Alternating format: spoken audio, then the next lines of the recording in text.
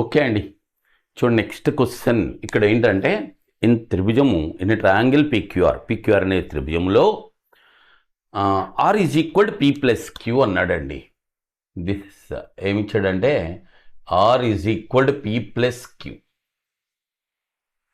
అంటే angle R is equal angle P angle queue.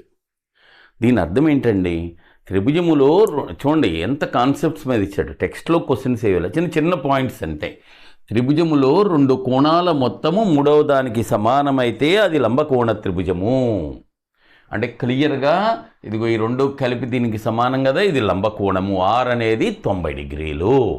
మనకు అర్థమైపోయిందండి. Are ఎంత అంటే 90 డిగ్రీలు. ఇదిగోండి డయాగ్రామ్ వేసుకోండి. ఇది ఆర్ అండి, ఇక్కడేదో పి, ఇక్కడేదో క్యూ. ఆర్ ఎంత 90, రైట్ బాన్ ఉంది. అయితే ఇంకా వాల్యూస్ ఏమిచ్చాడు, పీక్యూ అంటే ఇది కర్ణమే కదా, 90 ఎదురుది ఎంత 25.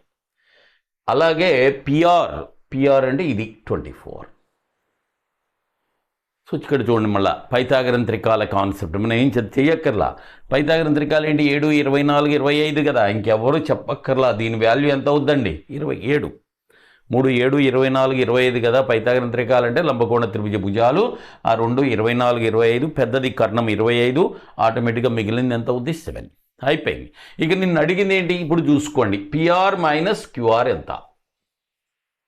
ఓకే, పిఆర్ అంటే 24, క్యూఆర్ అంటే 7. 24లో 7 పోతే your answer is 17. Okay, note చేసుకోండి.